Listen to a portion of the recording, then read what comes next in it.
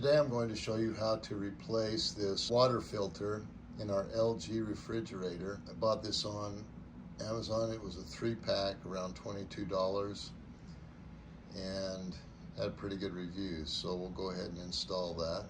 After you take it out of the package, you will need to remove, there's a plastic cap on top, so you will go ahead and remove that.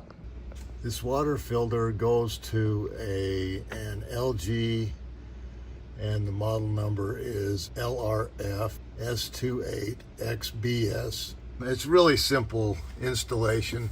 You can see on the side here, it has push, and that's really all you need to do. And what will happen when you push both sides is it will fall down. There's the filter. You then just go ahead and pull this down and then twist the filter out. And there you have it.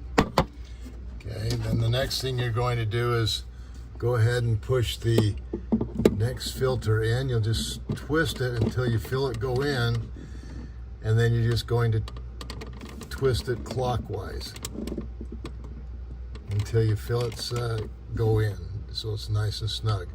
Then just go ahead and lift it back up, and then put the cover back on. And then they say what you need to do, and I'll show you this.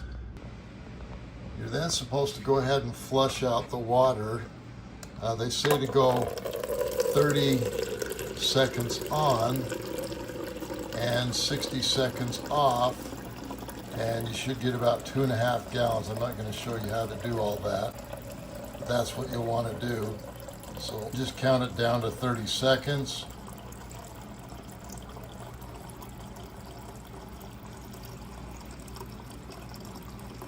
And then you'll let it sit for 60 seconds, and then you'll go ahead and start up again. Thanks for watching Big Al Repairs, and hopefully you subscribe.